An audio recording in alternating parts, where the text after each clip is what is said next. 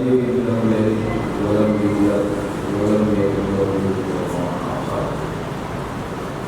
ثم الصلاة والسلام على الحبيب والإكرام على رسول الأمي المكي المني الهاشمي الهاشمي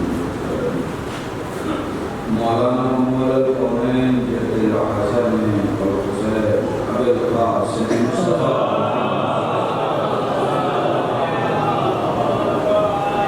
ولعنة الله على أعدائهم عظيم على قيام الدين وبعد الدين.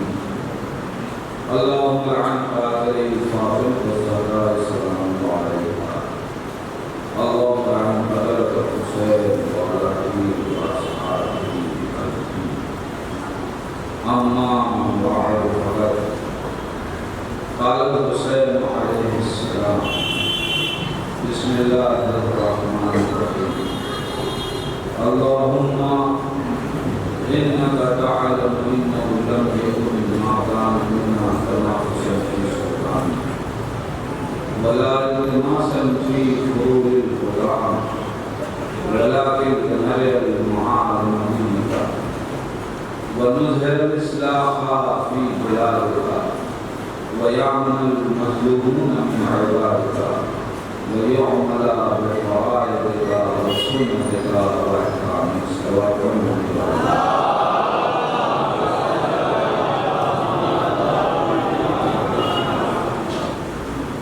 الإمام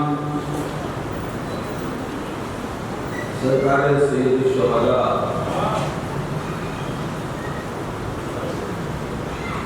شہید عالم نواسہ رسول جگر بند بطول کا یا آفاقی انقلاب جو ساری کائنات کے لیے ہر دور میں ہر مظلوم کا سہارا رہا اور ہر دور کے ظالم کی رسوائی کا سامان رہا، جس نے مستضعفین کو حوصلہ دیا اور ظالمین کے حوصلوں کو پست کیا۔ یہ انقلاب جو سن 61 ہجری میں ایک صحرا میں حسین لائے تھے، اس انقلاب نے کہ جسے ایک صحرا میں فرزند رسول نے برپا کیا،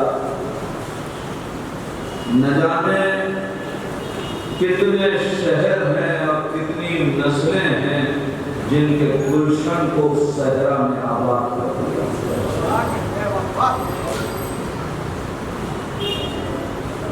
شرط صرف اتنی ہے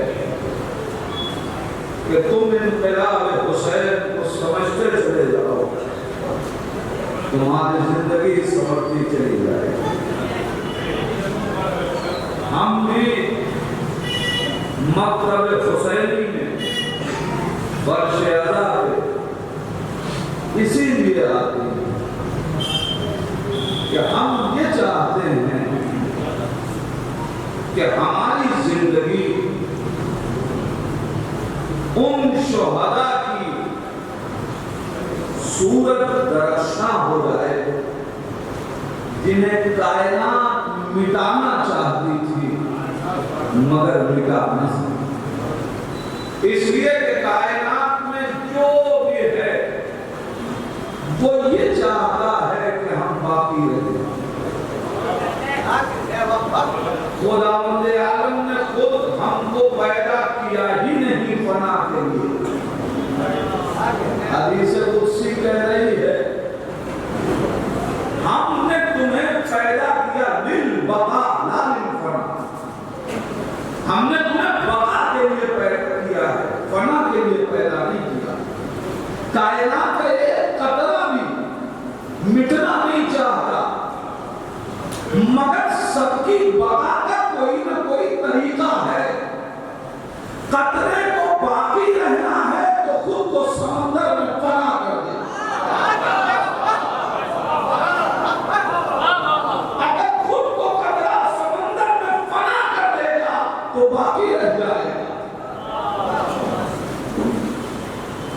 हम भी चाहते हैं ये जो हयात का समंदर कि जिसे हुसैन ने प्यास के सहरा में मौजे मारना सिखाया है, उस समंदर में डूबना चाहते हैं, और जो इस समंदर में डूब जाता है वो बाकी रहता है। पूरी तारीख शाहिद है। दुनिया ये समझती है कि हम किसी का मजाक उड़ाने के लिए जमा हो गए। इतनी फुर्सत हमारे पास कहाँ है कि हम उनकी बातें करने आए कि जिनका न हसब मालूम हो न नसब पता।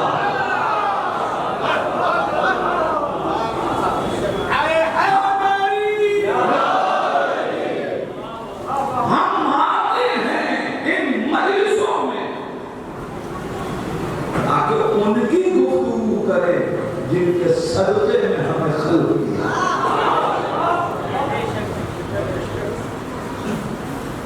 हम सिर्फ और सिर्फ मकतबे हुसैनी से वाबस्तगी के लिए जमा हो रहे हैं। कसम खुदा की नहज को पढ़ने का हम तवल्ला भी करते हैं हुसैन से, तो इसलिए कि खुदा से करीब हो जाए। ज़ियारत आशूर दिन में है हम इन्नी अतक़र्रबु इलैक, परवरदिगार तुझसे करीब होने के लिए इनसे तवल्ला करते हैं, इनके दुश्मनों से तवल्ला करते हैं। ये ज़ियारत आशूर यानी हम लानत भी किसी को जलाने के लिए नहीं करते। अब ये काम क्या करें कि हम यतीम पे लानत पढ़ें, नशे कहीं हो।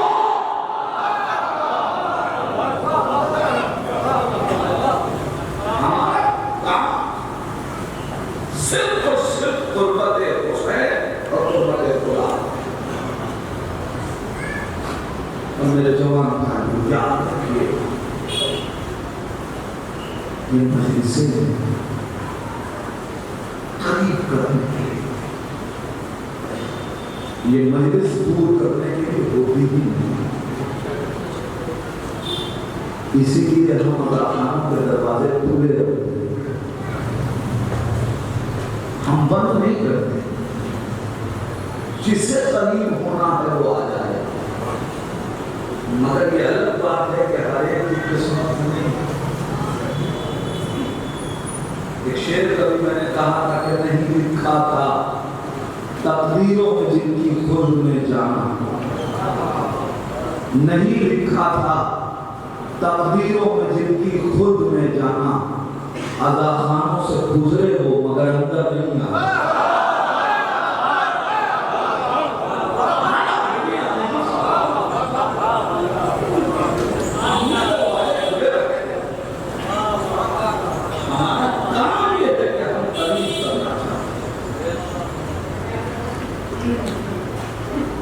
ये कुर्बान कब होगी? जाहिर है इस दौर में अंसार हुसैनी है तो नहीं, ज्यादा जिस्म के एतबार से तो हम करीब नहीं होंगे, मगर फिक्र हमें और ये फिक्री कुर्बत जिस्मानी कुर्बत से कहीं ज्यादा अजीम होती है। फिक्र करीब हो तो जिस्म दूर भी हो तो अपना बन जाता है, और फिक्र अगर दूर, जंगे ओहद में शिकस्त क्यों हुई? जिस्मानी तौर पे रसूल से करीब थे, मगर फिक्र रसूल से करीब न रही। नबी ने कहा था कि इस दर्जे को न छोड़ना, मगर छोड़ दिया। तो जब रसूल की फिक्र से करीब न रहे तो शिकस्त पाई। लिहाजा जरूरी है कि हम फिक्र से करीब होने के लिए हमें अफ़कार पढ़ने पड़ेंगे। हुसैन मज़लूम की तकरीरों को पढ़ना पड़ेगा, उनके अल्फाज को समझना पड़ेगा। जब हम फिक्रों को समझेंगे तो फिक्री सफर हमारा उन्हीं की तरफ शुरू होगा। एक सवाल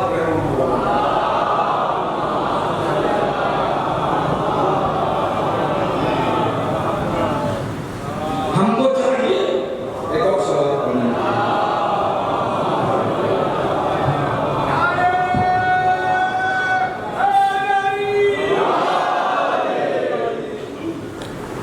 हमको चाहिए कि हम अफ़कार हुसैनी को पढ़ें।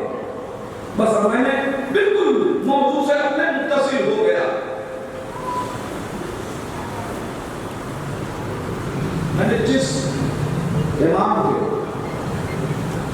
अल्फाज का इंतखाब किया, ये हमें फिक्र हुसैन से करीब कर। अल्लाहुम्मा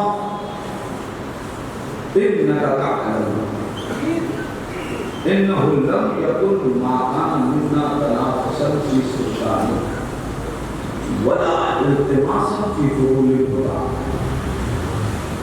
मेरे परवरदिगार, तू जानता है कि हुसैन ने करबला हुकूमत के लिए नहीं किया, बल्कि हुसैन को तो हुकूमत से रग़बत नहीं। फिर किस लिए करबला हुआ? वलाकिन लिनरियल मआलिम दीन, हमने करबला इसलिए बनाई ताकि तेरे दीन की कदरों को बुलंद किया जाए, दीन की वैल्यूज को बुलंद करने के लिए करबला बनाई जा रही है। इसका मतलब ये हुआ कि इमाम अली मकाम ने पहले ही ये तय कर दिया कि याद रखना, करबला इख्तिदार की जंग का नाम नहीं है, हुकूमत की जंग का नाम नहीं है, करबला अक़दार की जंग का नाम है, कदरों की जंग का नाम है, वैल्यूज की जंग का नाम है। लिहाजा पहले दीन की कदरों को समझो। जब तुम दीन की कदरों को समझ लोगे तो करबला समझ में आएगी। अब ये दीन की कदर क्या है जिसके लिए हुसैन करबला बना? जाहिर है अगर हम फेरिस्त गिनना चाहें इसको कि ये दीन की कदरें क्या हैं तो हम कैसे गिनें?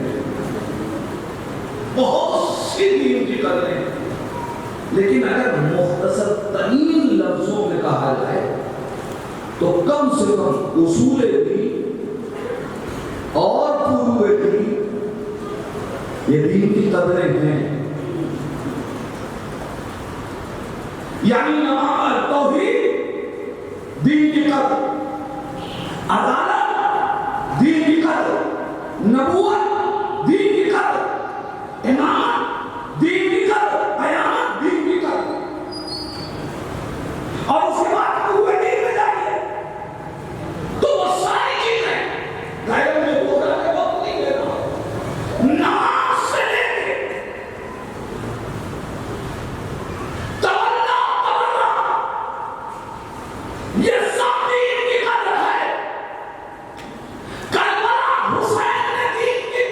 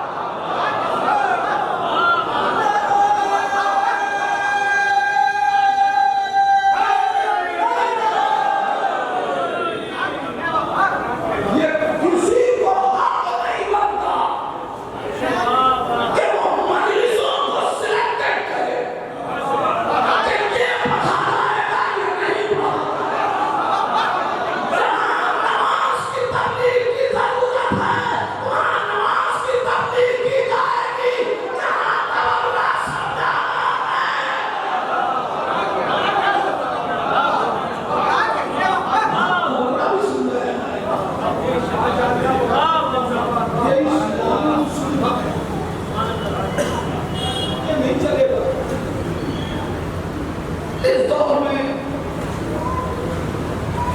کیا اس دور میں قرآن نہیں ہے؟ کیا قرآن میں برات کی آیتیں نہیں ہیں؟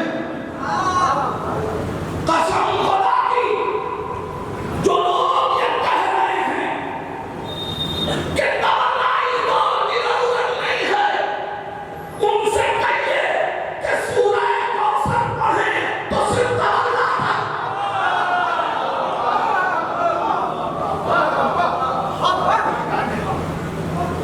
یہ کون سی بات ہے؟ یہ عادت ضرورت ہے نہ کسی کو یہ میں کہنے کی جرأت اور ہمت ہونی چاہیے ارے جاؤ تو جائیے تو نماز ہی پڑھو، روزہ ہی سنا دو۔ ہاں ہم نماز سنائیں گے، روزہ سنائیں گے، اس لیے کہ یہ ممبر حسین کا تو یزید تھا جو کہہ رہا تھا کہ ہم نے حکومت نماز کے لیے تھوڑی ہی قسم خدا کی قابل سر مبارکباد اور قابل افتخار یہ جماعت کہ کل جتنا مجلس میں مجمع تھا اتنا ہی نماز میں بھی تھا، اس لیے کہ یہ حسین کی تبلیغ کو سمجھ رکھتے ہیں۔ یہ ہو ہی نہیں سکتا، کچھ باتیں میں عرض کرتے ہوئے اپنی منزل تک آنا چاہتا ہوں۔ لہذا کسی بھی مرحلے میں ہاں جہاں جس چیز کی ضرورت ہو اور قسم خدا کی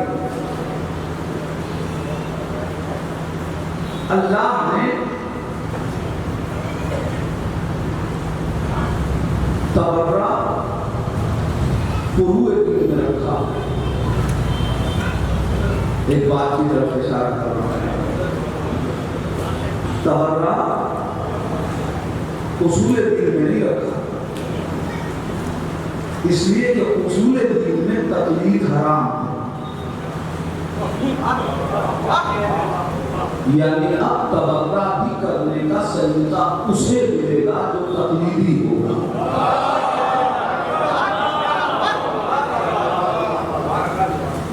اس کو بھی سمجھے گا، فروع دین میں رکھا اور کسی بھی ضرورت دین کا انکار کرنے والا کافر ہو۔ کوئی کہتے کہ صاحب نماز صحیح نہیں، دو باتیں ہیں، جانتا ہے کہ نماز اہم ہے، نہیں پڑھتا، گناہگار ہے، کافر نہیں، لیکن کہتے کہ نماز ہی نہیں وہ کافر ہے۔ جانتا ہے کہ روزہ اسلامی رکن ہے، ضرورت دین ہے، نہیں رکھتا، گناہگار ہے، لیکن اگر انکار کر دے جتنی چیزیں ہیں یہ سب فروع دین میں ہیں۔ جیسے نماز کوئی اگر نہیں پڑھتا تو وہ گناہگار ہوگا، کافر نہیں ہوگا، اسی فہرست میں تو تبرہ بھیجنا، لیکن نماز کبھی واجب ہوگی، کبھی مستحب ہوگی، کبھی حرام ہوگی۔ ایک منزل طے کر رہا ہوں، نماز کبھی واجب، کبھی مستحب، کبھی حرام، روزہ کبھی واجب، کبھی مستحب، کبھی حرام، حج کبھی واجب، کبھی مستحب، کبھی حرام۔ یہ جتنی چیزیں ہیں یہ کبھی واجب ہو جائیں گی۔ عام حالات ہیں آپ کے لیے نماز واجب، مگر واجب نماز کا مطلب نہیں ہے اب آپ جتنی نماز پڑھنا چاہیے مستحب، لیکن اگر ایک بچہ ڈوب رہا ہے تو اس کو بچانے کے لیے نماز پڑھنا ہے۔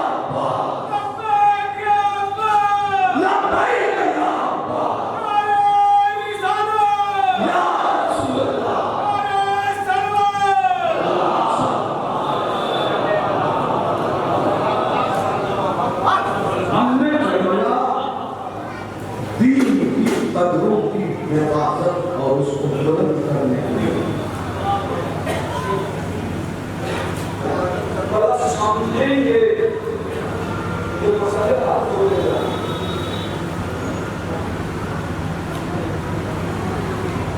وَلَكِنْ لِنَرِيَ الْمَعَالِمَ وَنُظْهِرَ الْإِصْلَاحَ فِي الْبِلَادِ. اور ہم نے کربلا اس لیے بنائی تاکہ تیرے شہروں اصلاحی کام کیے جا سکے. اس کا مطلب کربلا اصلاح کے لیے ہے، فساد کے لیے نہیں. اور یہ عزاداری یہ بھی کربلا کا آئینہ ہے. تو عزاداری بھی حسین کی وہی عزاداری ہوگی جو اصلاح کے لیے ہو، فساد کے لیے ہو. وَيَعْمَلَ الْمَظْلُومُونَ مِنْ عِبَادِ. اور ہم نے کربلا اس لیے بنایا تاکہ مظلوم بندوں کو ظالم کے ظلم سے بچایا جا سکے. وَيُؤْمَلَ بِفَرَائِضِ وَسُنَّتِ وَأَحْكَامِ. اور ہم نے کربلا اس لیے بنائی تاکہ لوگوں کو تیرے واجبات کا پابند بنایا جا سکے، تیرے رسول کی سنتوں کا پابند بنایا جا سکے. عزیزان ایمان، اب اس مرحلے کو ہمیں سمجھنا کیوں، اس لیے کہ ہم منتظر ہیں. ذہن آپ کا انشاءاللہ مضبوط ہو جائے گا. ہم منتظر ہیں ایک انقلاب کے، جو انقلاب کربلا کا تکملہ ہے، جو انقلاب کربلا کو کامل کرنے والا ہے. ہمیں حسین کا منتظر ہے، اسے بھی انقلاب کرنا ہے. انقلاب کے لیے اسے بھی ناصر کی ضرورت ہے. لہذا فکری طور پہ حسین کے اقوال پڑھ کے ناصران حسین کو پہچان کے خود کو ویسا بنا لو تاکہ وہ وقت کا امام جب آگے آواز دے.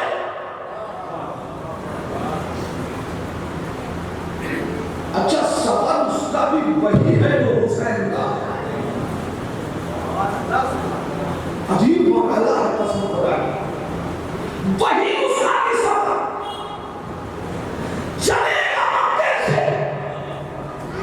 سفر ہوگا کوفے کے لیے.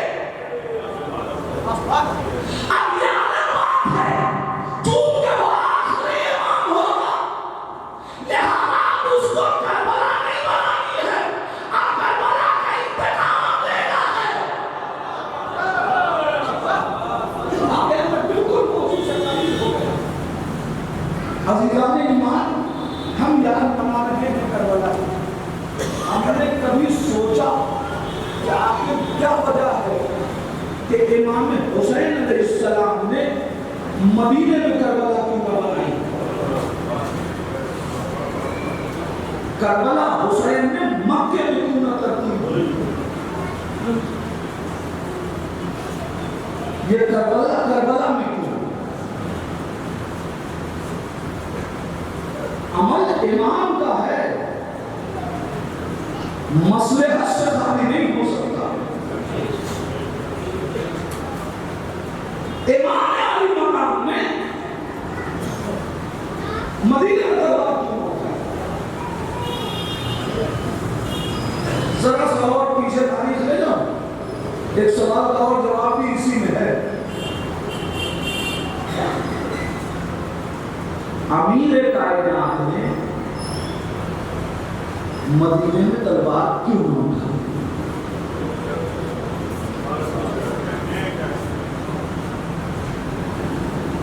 آج دنیا کہنے بھی لگی ہے ہر جگہ یہ سب باتیں صحیح نہیں ہے، مجھے نہیں تھا.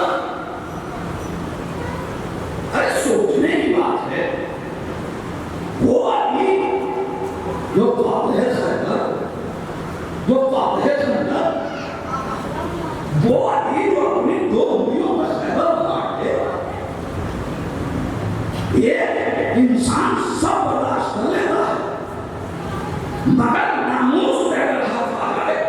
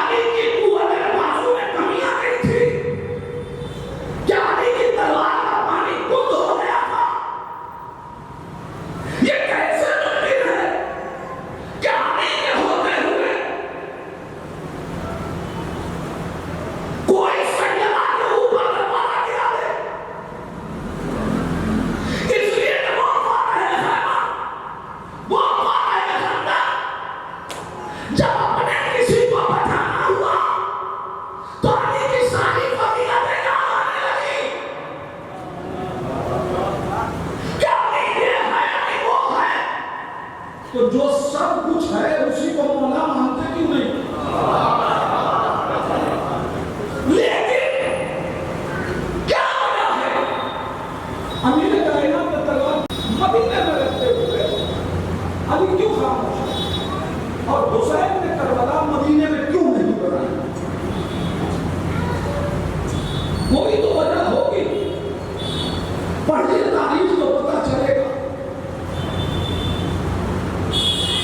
تاریخ شاہد ہے جب رسول اسلام مکے سے مدینے تشریف لائے تو آپ نے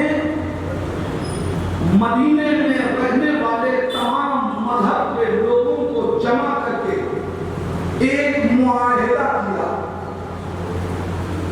مدینے میں رہتے ہوئے کسی کو حق نہیں ہوگا کہ وہ کسی کے خلاف تلوار اٹھائے۔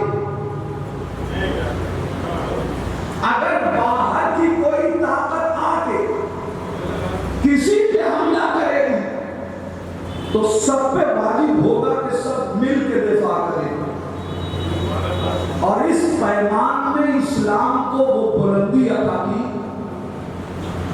کیا داخلی طور پہ عرب اپنے عہد میں پکے ہوا کرتے تھے، بعض لوگوں کو چھوڑ کے جو منافق تھے،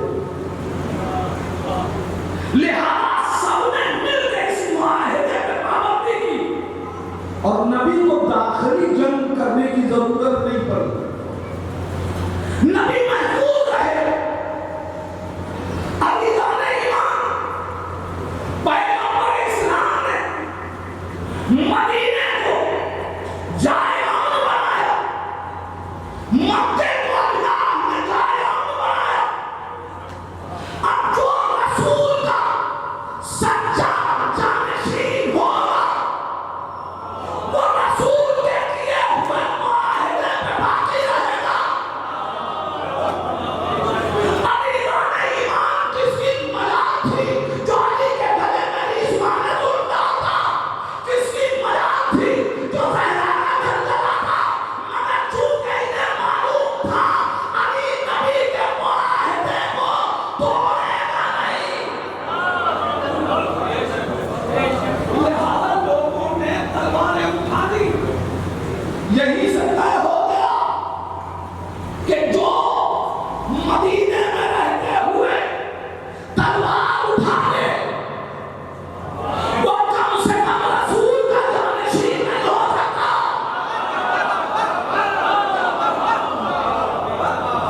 اس لیے معاہدہ رسالت ہے کہ مدینے میں تلوار نہیں اٹھے، مدینے میں رہتے ہوئے نہیں ہے کہ کوئی تلوار اٹھائے۔ اب جو بھی رسول کا جانشین ہے وہ مدینے میں رہتے ہوئے تلوار نہیں اٹھا سکتا۔ اب سمجھ میں آیا جب علی کو ظاہری حکومت ملی تو رسول کا وہ جانشین جو واقعی جانشین تھا اس نے اپنی حکومت کا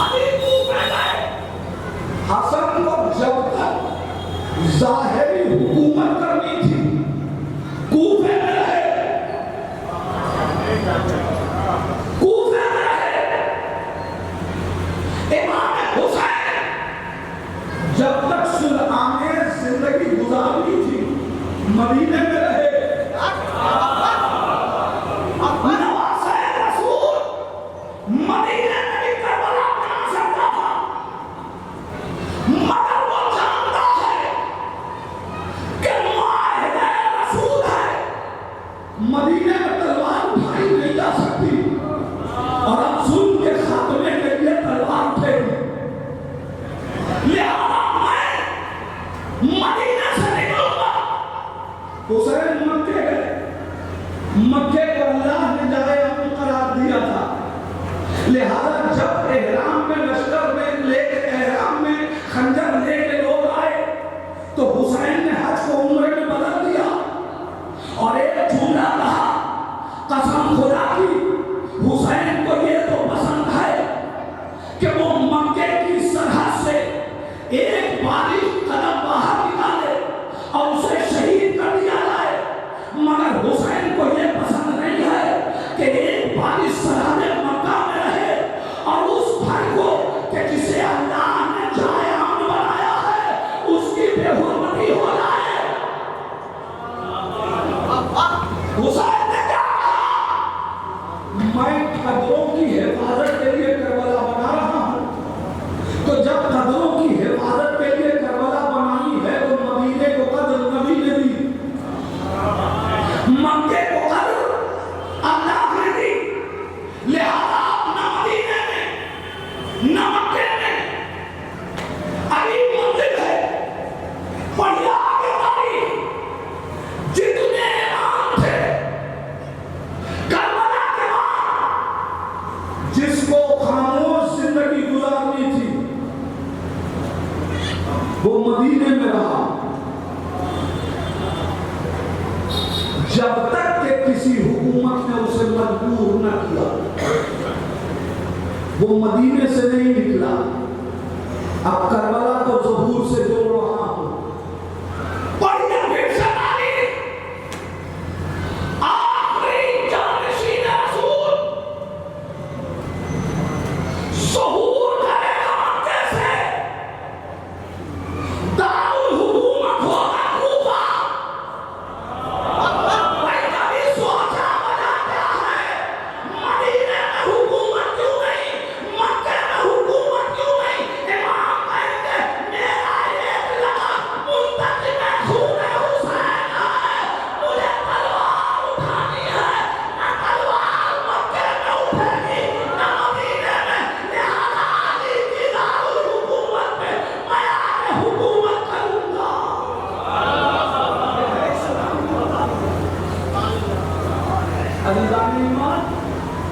حسین مکے میں نہیں ٹھہرے، ظالم نہیں چاہتا تھا کہ حسین کربلا آئے،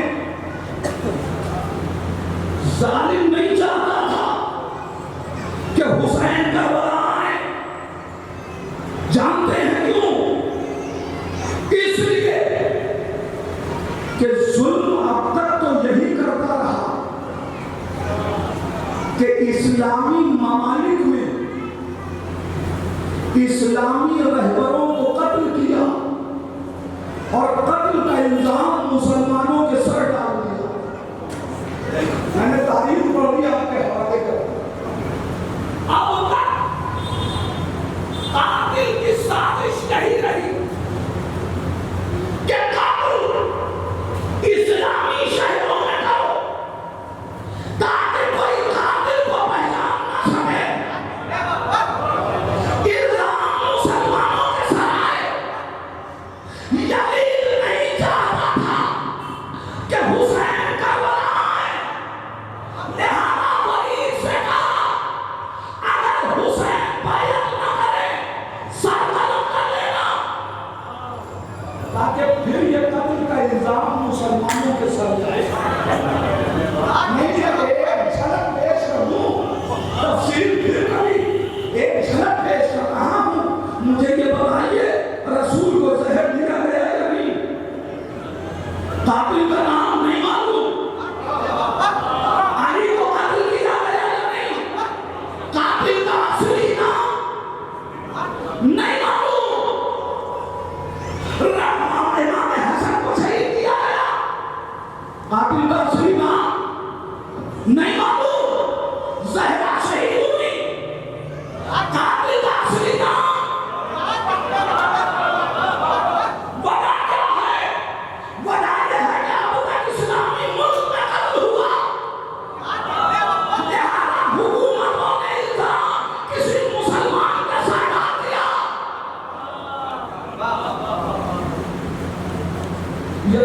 چاہتا تھا کہ حسین مدینے میں قتل کر دیے جائے، لہذا ولید سے کہا، جب وہاں کامیاب نہ ہوا تو احرام میں خنجر دے کے مکے بھیج دیا۔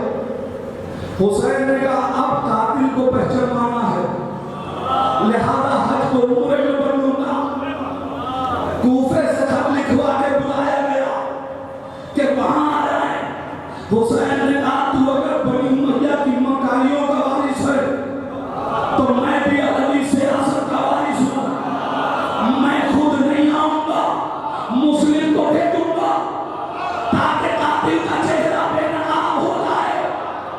ہر مقام پہ ظالم یہ چاہتا رہا کہ حسین کربلا نہ آئے، حسین کربلا نہ آئے، حسین کربلا نہ آئے۔ تو مجھے کہنے دیجئے، یہ نہ کہنا کہ یزید کا لشکر تھا جو حسین کو گھیر کے کربلا لایا، نہیں، یہ حسین تھے جو پوری یزیدیت کو گھیر کے کربلا لائے۔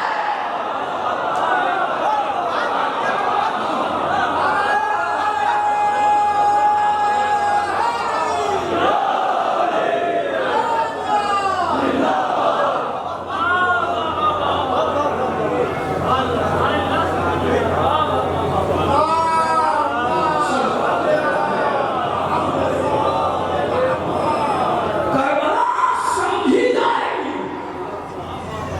آپ ذرا غور تو کریں، دشمن کو کبھی نہیں چاہتا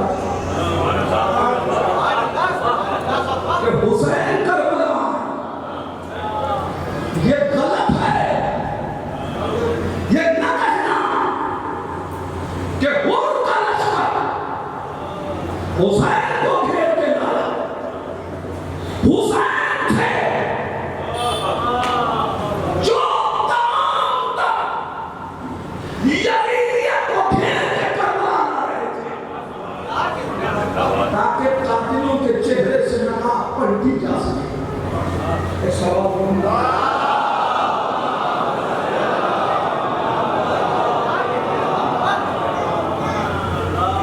ایک اور سوال کروں گا،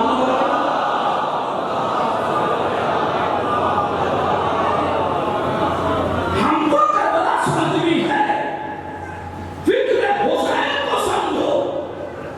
قبروں کی بقا کے لیے حسین نے کربلا بنائی، حسین کوفے نہیں گئے۔ صلوات رحمہ اللہ ایک کتاب چھیڑ رہا ہوں، دیکھ رہا تھا وقت ہے کہ نہیں۔ عزیزان ایمان، حسین کا ناصر بننا ہے، سپاہی نہیں بننا، ناصر بننا ہے۔ میں بغیر کسی تمہید کے ایک کریکٹر چھوڑ رہا ہوں۔ ناصر ہوتے کیسے ہیں اسے سمجھنا ہوگا۔ جو بنی امیہ کی سازشوں کو پہچان لے، یعنی بصیرت رکھتا ہے، وہی ناصر بنے گا۔ اب میں ایک سوال آپ تک پہنچا رہا ہوں اور غور کیجئے گا کہ ہمیں کربلا اس زاویے سے بھی سمجھنی چاہیے یا نہیں۔ کربلا کے میدان میں امام حسین علیہ السلام کا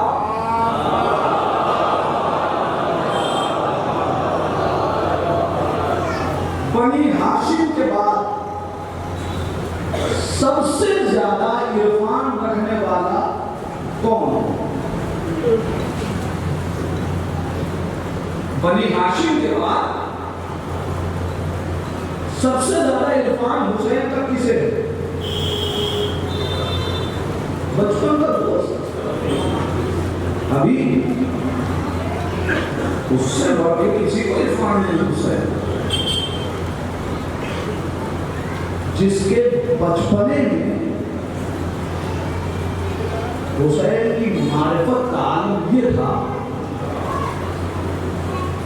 کہ جب امام حسین چلتے تھے تو جناب حبیب سرکار سید الشہداء کے قدموں کی خاک اٹھا کے اپنی پیشانی سے لگاتے. اچھا یہ اعتراض کا جواب بھی ہے. تاریخ کہتی ہے کہ پیغمبر اسلام ایک دن مدینہ میں گلی سے گزر رہے دیکھا کوئی بچے کھیل رہے. رسول اللہ نے اس میں سے ایک بچے کو اٹھایا اور اس کی پیشانی کا بوسہ لیا. رسول آگے بڑھنے لگے.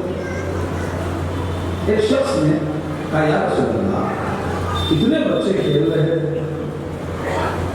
آپ نے صرف ایک ہی بچے کی پیشانی کیوں چومی؟ رسول اللہ نے جواب دیا کیا تم نے دیکھا نہیں ہے کہ جب میرا حسین چلتا ہے تو یہ میرے حسین کے قدم کی خاک اٹھا کے اپنی پیشانی سے لگاتا ہے. ہم پہ اعتراض کیا جاتا ہے نا آپ خاک شفا پہ سجدہ کیوں کرتے ہیں؟ آپ خاک شفا پہ سجدہ کیوں کرتے ہیں؟ ہم جواب دینا چاہتے ہیں کہ ہم نے یہ دیکھا کہ جو رسول حسین کے قدموں کی خاک اپنی پیشانی سے لگائے رسول اس کی پیشانی کا بوسہ دیتے ہیں.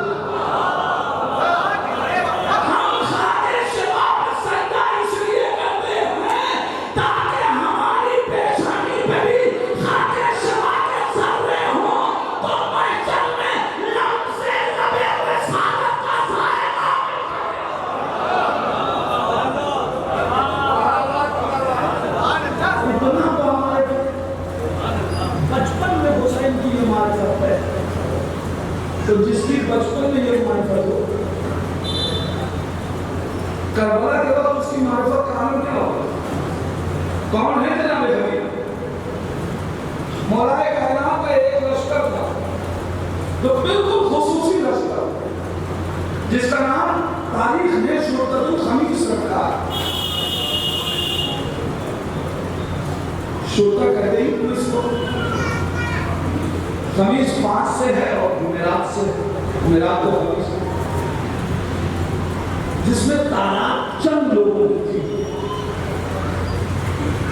ان کا کام جمعرات کو بہت خصوصی کام تھا اور تاریخ میں جائے چونکہ خصوصی کام ہے زیادہ کام کی تفصیل نہیں تھی. ان میں سے ایک ہے جناب حبیب. تو اب کتنے بامعرفت ہوں گے؟ اب میں اس سوال آپ سے کرنا چاہتا ہوں اتنے بامعرفت ہونے کے بعد حبیب اس بات کا انتظار کیوں کر رہے ہیں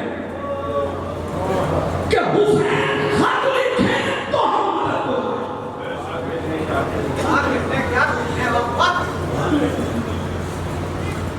دوست تو بچپن کے ہیں. دوستی کا تقاضا کیا ہے؟ جیسے ہی پتا چلے کہ کوئی دوست پریشانی میں ہے بغیر دوست کے بلائے پہنچنا بھی دوستی کا تقاضا ہے.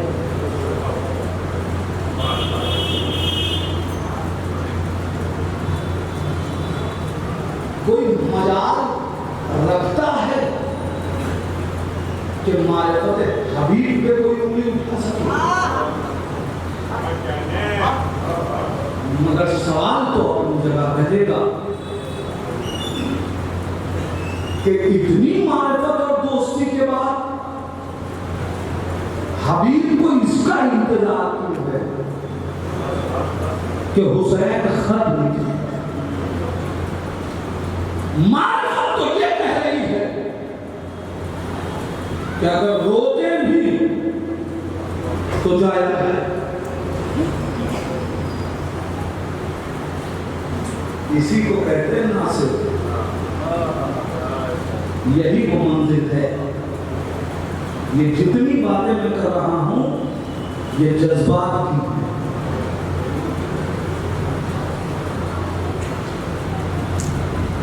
اچھا آپ بتائیں حبیب کو علم نہیں تھا کہ حسین نے مدینہ چھوڑ دیا؟ 4 شعبان کو حسین مکے پہنچ گئے. تو جب 4 شعبان کو مکے پہنچ گئے، مدینے سے نکلنے کا نہیں علم تھا، مان لے چھوڑے، تو مکے پہنچنے کا علم ہے۔ دلیل جو خط گیا ہے اس میں حبیب کا بھی خط، جو شاہ مولائے کا امام حسین اسلام کے پاس مکے میں قبول گئے، ان میں حبیب کا بھی خط ہے۔ تو اس کا مطلب یہ ہے کہ حبیب جانتے ہیں کہ حسین مکے میں ہیں، تو یہ حبیب جب حسین مکے میں ہیں تو آپ کو میں کیا کر رہے ہیں؟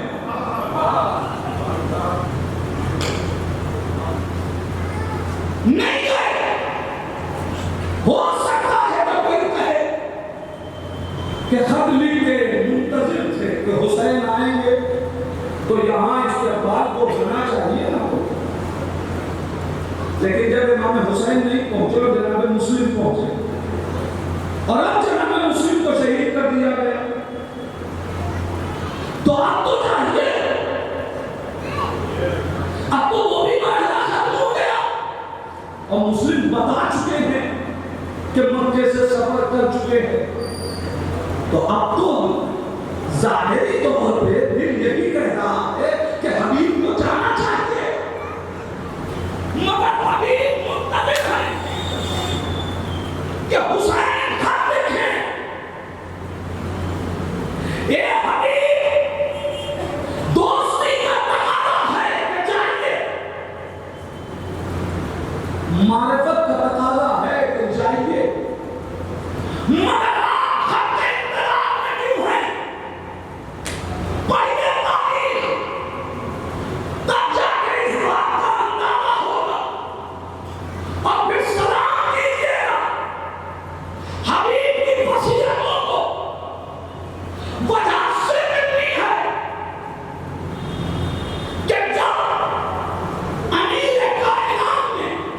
مکے سے ہجرت کی کوفے، تو جناب حبیب کوفے ساتھ میں آ گئے، اور جب امام حسن علیہ السلام نے کوفے سے مکے ہجرت کی تو حبیب ساتھ میں جانے لگے۔ امام حسن نے ایک جملہ کہا چچا حبیب، بھیا حبیب،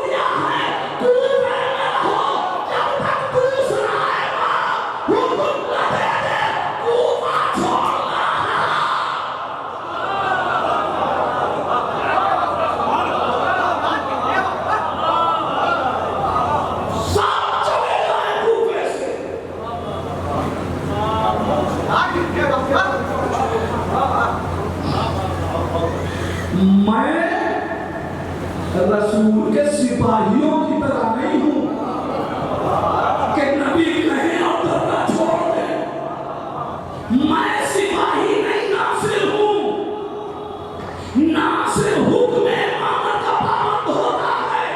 جب بات اللہ کہہ رہے ہیں کہ چلو حسین کی طرف، مگر حکم امامت کہہ رہا ہے جب تک امامت اپنا حکم واپس نہ لے لے،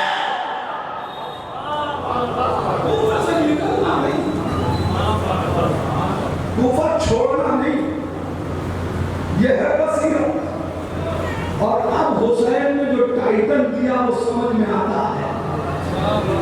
حسین نے ایک جملہ لکھا نا خط میں، من الحسین الغریب الی الرجل الفقیہ، اس لیے کہ فقیہ وہی ہوتا ہے جو جذباتی فیصلہ نہ کرے، جو شریعت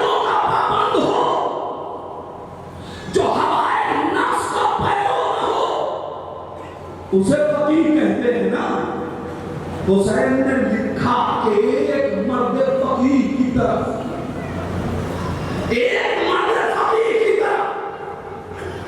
میرے جوان بھائیوں، فقاہت دین کی قدر ہے، لہذا کوئی کربلائی فقیر کی بے حرمتی نہیں کر سکتا. دلیل چاہیے معمولی کے کہ کربلا میں جیسے ہی حبیب آئے، اکبر کو حسین نے بھیجا، علی عباس کو حسین نے بھیجا، جاؤ حبیب کا استقبال کرو. فقیر کا احترام کروا کے بتایا جو کربلائی ہوگا وہ فقیر ہوگا.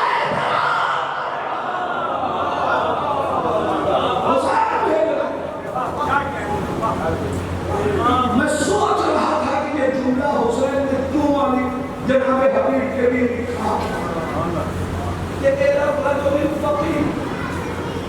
کوفے کے خط لکھنے میں اس جملے میں ایک مصلحت اور تھی.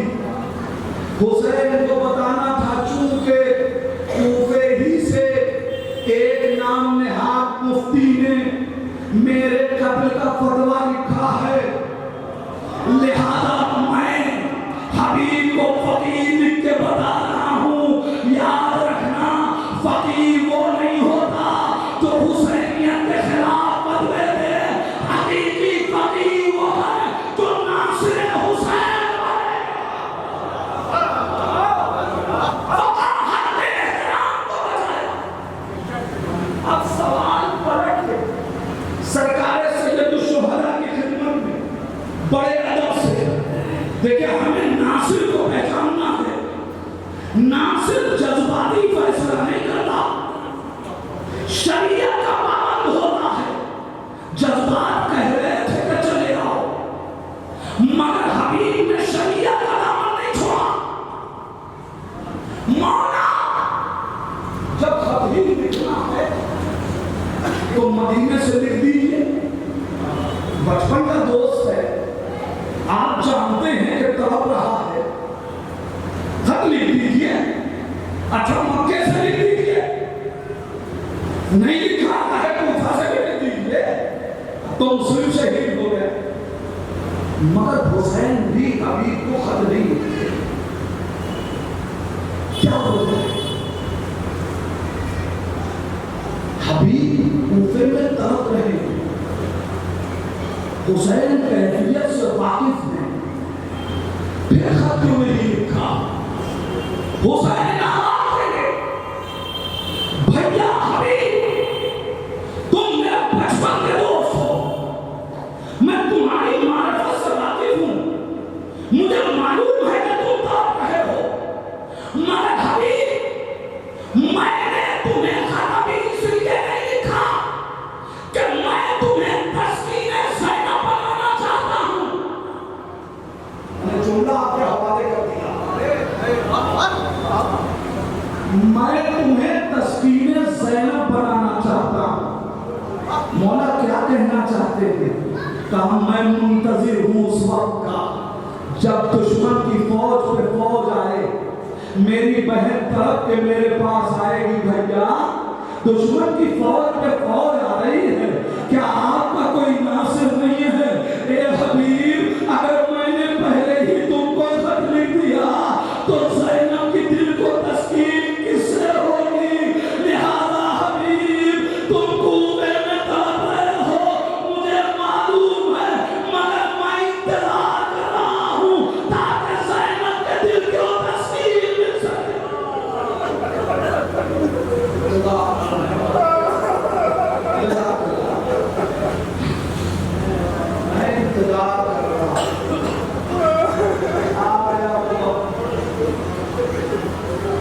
کہ جب زینب اپنے بھائی کے پاس آ گئی، بھیا حسین نے کہا من الحسین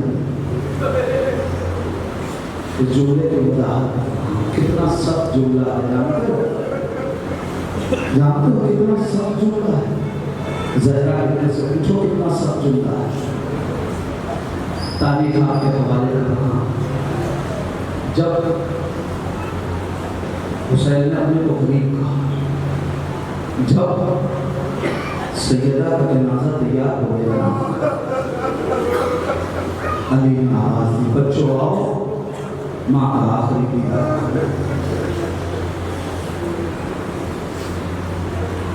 مختر کہتا ہے امام حسن آگے بڑھے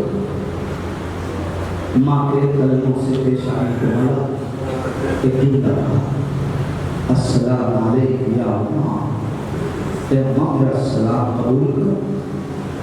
قلبی بھی یا اماں قبل ان تفارق روحی بالجسم. اے اماں مجھ سے بولو قبل اس کے کہ میرے روح سے میرے جسم سے نکل جائے. مگر چھوٹا نہ بسا رسول کا فاطمہ کا چھوٹا یتیم حسین ماں کے پائے بھی کھڑے. آگے نہ بڑھے. علی نے کہا حسین ماں سے رخصت ہو. مقتل کہتا ہے حسین نے 3 جملہ کہا. پہلا جملہ کہا بندے کفن نہیں ٹوٹے. دوسرا جملہ کہا زہرا نے بندے کفن نہیں توڑے.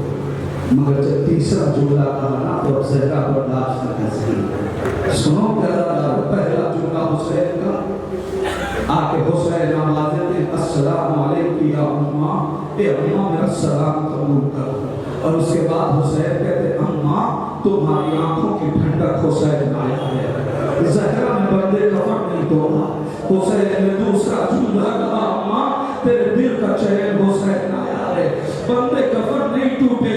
حسین نے تیسرا جملہ کہا اماں تیرا غریب حسین اتنا سننا تھا. زہرا نے بندے کفن توڑ دیے. ہائے حسین نکلا ہے. اے حبیب اے غریب تمہیں یاد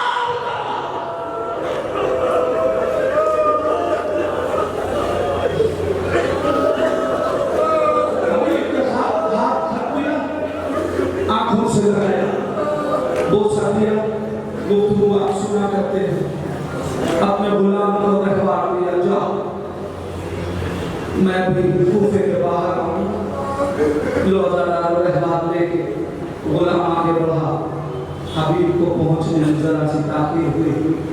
اب جو حبیب پہنچے تو کیا دیکھا کہ رہبار اور غلام آپس میں گفتگو کر رہے ہیں. گھوڑے کی آنکھوں سے آنسو جاری ہے. تو غلام کہتا ہے کہ اسب وفا گھبرانی اگر آقا کو آنے میں تاخیر ہوئی تو میں سوار ہو کے تم پہ حسین کی مدد کرنے کے لیے جاؤں گا. حبیب نے دیکھا سر پیٹ لیا. اللہ اللہ آل محمد پہ یہ وعدہ ہے. جانور بھی تڑپ رہے ہیں. حبیب کوفے سے کربلا آ رہے ہیں. حسین نے محسوس کیا کہ اب میرا حبیب آتا ہے. آگے بڑھے. علی اکبر استقبال کرو. عباس استقبال کرو. لو ہزاروں حبیب کے استقبال میں عباس و علی اکبر کے حبیب کو لیا. خیمے میں آئے. جیسے ہی خیمے حسینی میں حبیب آئے تکبیر کی آواز بلند ہوئی. زینب گھبرا گئی. فضا جاؤ ذرا دیکھو ماجرا کیا ہے. فضا دوڑی ہوئی گئی. دیکھا حبیب آئے ہیں. دوڑتی ہوئی آئی. بی بی مبارک ہو آپ کے بھائی کا ناصر آپ کے حسین کا بچپن کا ہو. حبیب آیا ہے. اتنا سننا تھا. زینب نے کہا فضا جاؤ حبیب کو میرا سلام کہہ دو. ارے حبیب کے پاس فضا آئی. اے خوشا نصیب حبیب آپ کو علی کی بیٹی نے سلام کہا ہے. امامہ پھینک دیا. اللہ اللہ شہزادیاں غلاموں کو سلام. حبیب کہاں گئے؟ حبیب کہاں گئے؟ آل محمد بھی یہ بات بتا گیا کہ اب یہ غلاموں کو سلام کہتے. میں کہوں گا حبیب ابھی صرف زینب کی آواز زینب کا سلام تم تک پہنچا ہے. تم سے برداشت نہ ہوا. اس وقت موقع نیزہ پہ کیا کرو گے جب دربار میں پہچنوایا جائے گا یہ علی کی بیٹی زینب.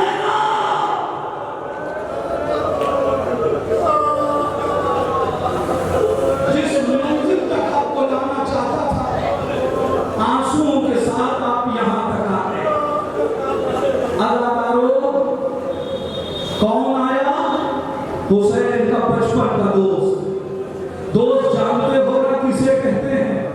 जो बातें आदमी अपने भाई से नहीं कर पाता, अपनी बहनों से नहीं कर पाता, वो अपने दोस्त से कर लेता है।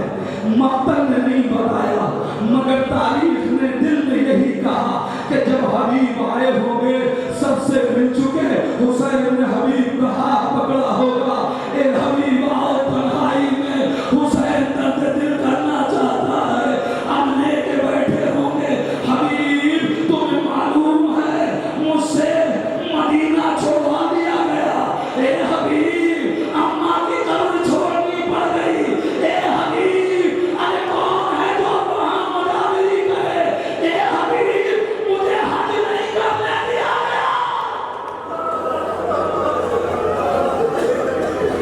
हबीब से हुसैन दर्द दिल कर रहे हैं, बड़ा सुकून मिल जाता है जब इंसान अपना बोझ अपना दर्द किसी से कह दे। मक्तल ने जुमला लिखा है, जिस वक्त हबीब मारे गए, ये जुमला सिर्फ हबीब के लिए लिखा। जब हबीब मारे गए तो हुसैन के चेहरे के ऊपर एक ऐसा मलाल तारी हुआ कि हुसैन ने खुदा को गवाह बना के कहा, परवरदिगार तेरी राह में ये जख्म हुसैन तहम्मुल कर रहा है, ए अल्लाह ताला एक दोस्त की जुदाई हुसैन के लिए कितनी शाप थी। हाँ मगर मैं कहूँगा हबीब आप हुसैन से मक्तल की इजाजत न मांगिएगा, इसलिए कि दोस्त रहता है तो दोस्त दर्द दिल कर लेता है।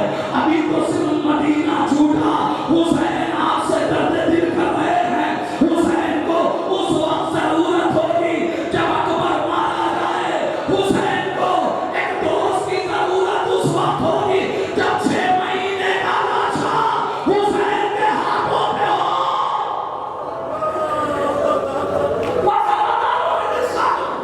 दो चार जुमले हबीब हुसैन से रुखसती के लिए हबीब मक्तल जा रहे हैं। सुनोगे जरा, मक्तल ने अजीब कैफियत लिखी। जिस वक्त हबीब दुनिया से जाने लगे, हबीब का सर हुसैन के ज़ामन पे था। बहुत खुशनसीब हैं शोहदा, इसलिए कि मरने से पहले इन्हें हुसैन का ज़ामन मिला। मगर वो गरीब क्या करे जिसका लाशा तीरों पे मारा।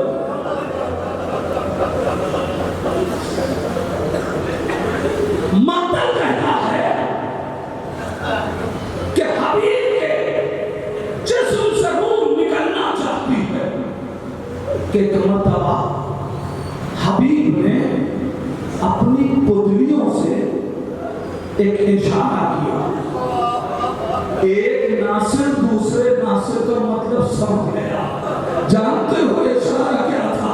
एक मर्तबा इशारा करके कहा उसी का बेहाल हुसैन, ए जान सारो मैं तुम्हें हुसैन की वसीयत कर रहा हूँ, ऐसा न हो कि हुसैन शहीद हो जाए, तुम में कोई बचा रह जाए। हुसैन मारे गए, आखिरी मक्तल कहता है ये तारीख 2 शहीदों के लिए रकम हुई है, जनाब ज़ुहैर के लिए भी और जनाब हबीब के लिए भी।